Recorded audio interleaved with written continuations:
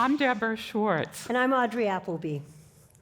We both celebrated our 50th reunion at Tufts in 2025. This is the story of our different paths, yet how enduring our Tufts experience has been. It brought us together today to share our journeys of reinvention and reimagining. Reinventing yourself by finding resilience and the light inside you is the story we want to inspire you with today. When life gives you a defining moment, good or bad, you write the script going forward. Take nothing for granted. Follow your dreams. Live with a passion for what you do. Audrey and I will share our climb up the mountain of life. My journey is different from Deborah's. Despite pursuing 50 years of separate paths and never meeting until a Tufts function last year, I sensed immediate common ground of creativity with life-serving unexpected, not always welcome surprises. Each of us had crossroads and choices to contend with. I left Tufts a psych drama French major, and here I am today, a songwriter and a singer, back and forth to Paris and beyond, performing in cabarets and nightclubs. I never expected that. And that unexpectedness is what has been my most fertile ground. It's where my pivot points revealed themselves. Life has not only insisted, but given me the opportunity to reinvent and reimagine myself. When I graduated Tufts, I spent the summer waitressing in a bar at Harvard Square. My mother, a very accomplished woman, asked why. And my response, why not? One evening at the end of August, a handsome 6'5" guy walked in with his friend. I remembered noticing him on campus when I was a freshman at Tufts. I took their order for beers, and we chatted quite a bit. He was in his 4th year at Tufts Medical, and he mentioned he had seen me on campus. Our first date was on a Friday. A month later, he asked me to marry him, and my mother said yes before I did.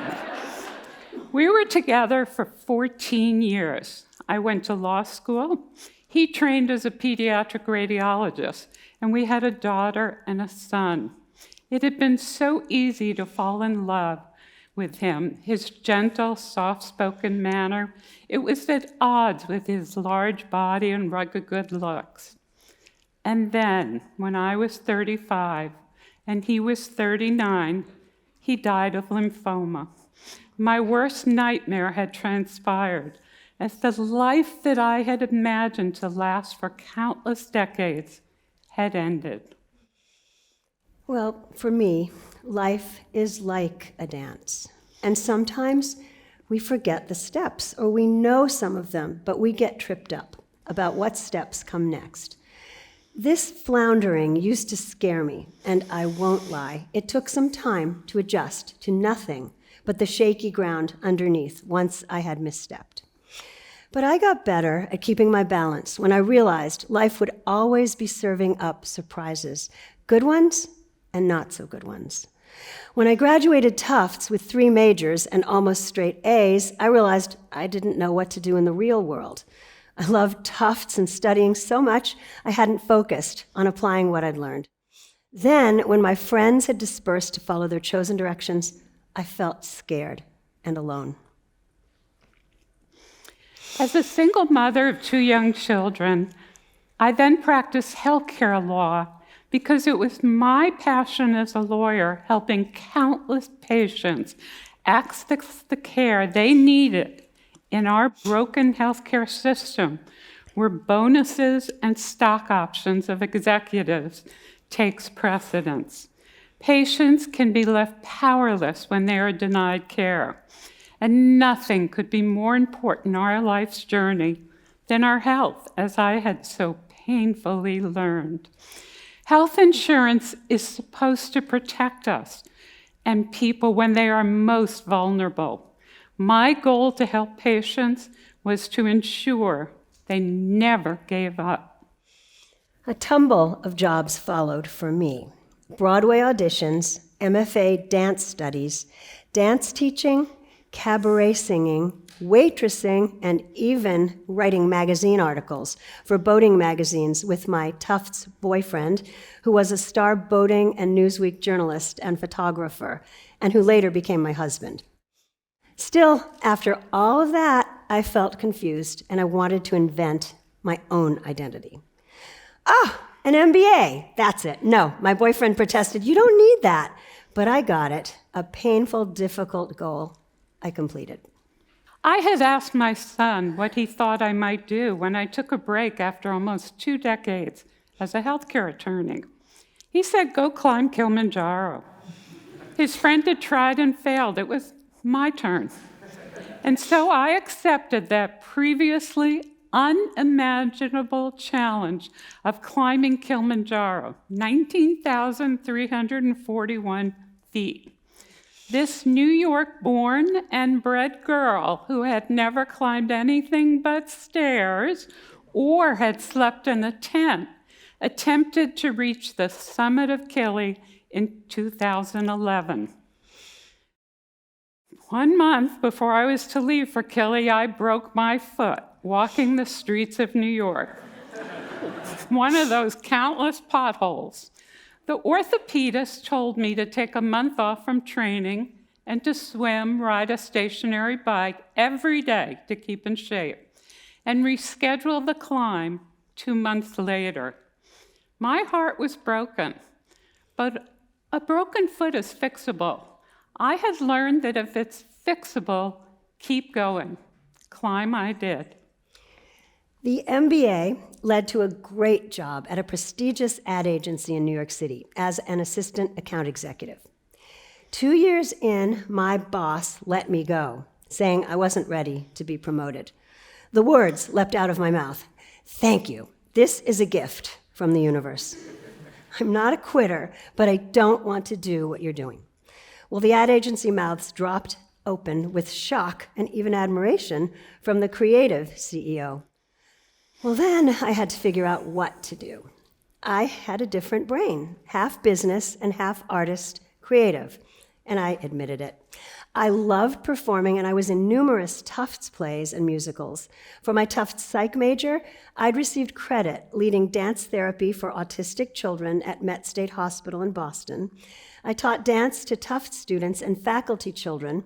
I taught an experimental college course to Tufts students in art, music, and dance, and interrelation of the arts. And I even taught dance to incarcerated women.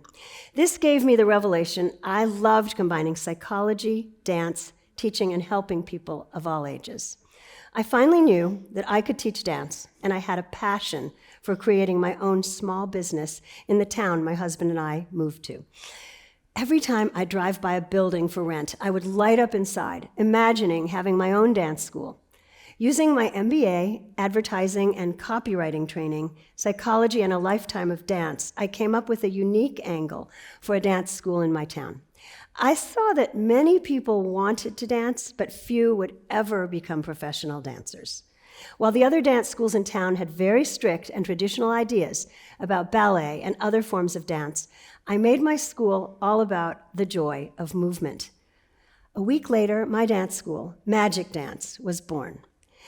Despite my Tufts boyfriend, now husband, telling me it would never work because our town had so much competition, it worked.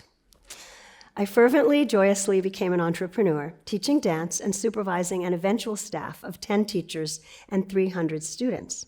For the next 40 years, I worked as a dance teacher, dance therapist, and filmmaker of dance and music, evoking memory and emotion in Alzheimer's patients. Working in a Montessori school, teaching creative movement to young children, I saw an opportunity 40 years ago that no one was yet offering. I started Magic Dance Toddler, teaching children as young as 1 year old creative movement, music, languages, and nature science. During that time, our child was born, and my husband and I guided her with her many filmmaking talents. Extreme climbers have confessed to 2 attractions: reveling in nature and savoring the risks. That didn't resonate with me at all.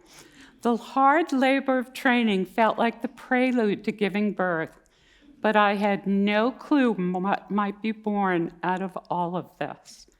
The mountains would teach me lessons.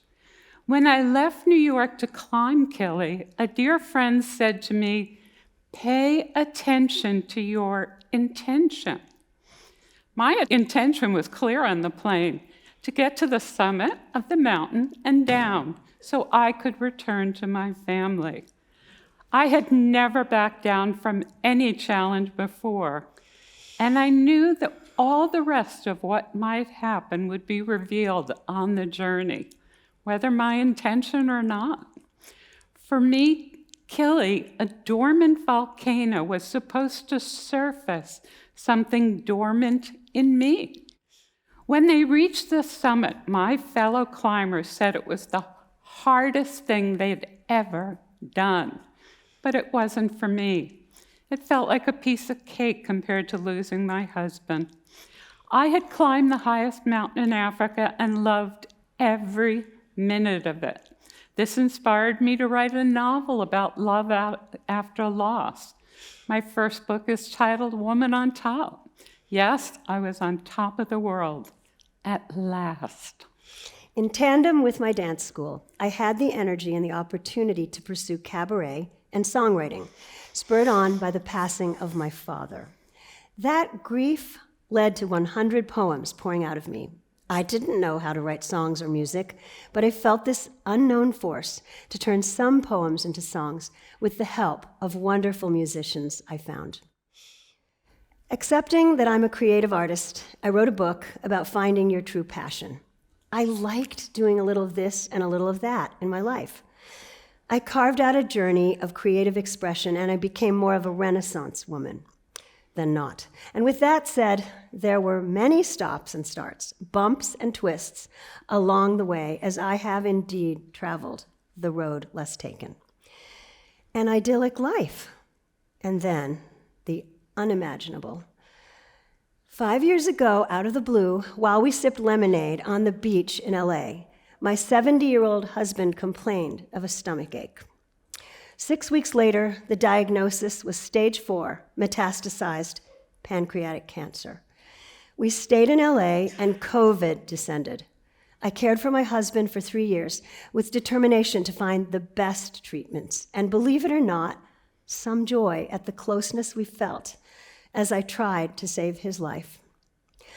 My husband passed away in 2022, perhaps the biggest blow in my life so far. Some of the best lessons I've learned along this journey of heartbreak climbing, helping others, and writing, I kept looking for a take-charge man to rescue me after losing my late husband.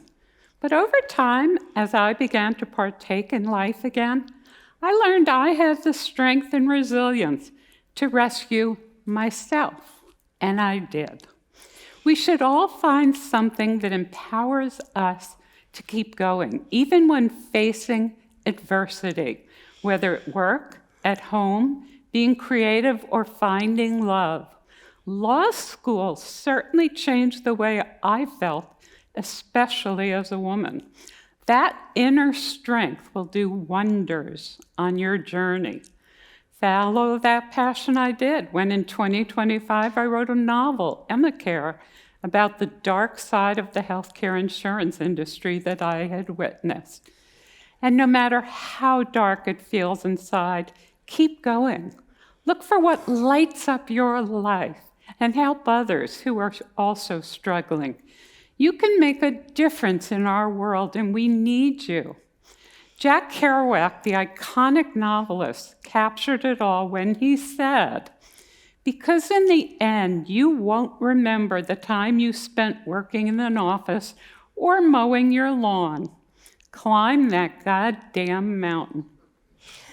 I'm once again at another crossroad with brand new choices. I continue to hope that my roads offer surprises and the opportunity for constant reinvention and growth. To flounder is part of the process. To fail and welcome confusion, reflection, and quiet when you hit a wall or when a wall hits you. It's in that quiet that you may hear the whisper of a new path, a new idea. Make a turn into your next road. It takes time, but if you listen, you may hear your mind and your heart suggest transitions and go from clueless to full-on knowing. If you miss a step or forget which one comes next, keep swaying until you find your way. Because one thing is for sure, you will find it.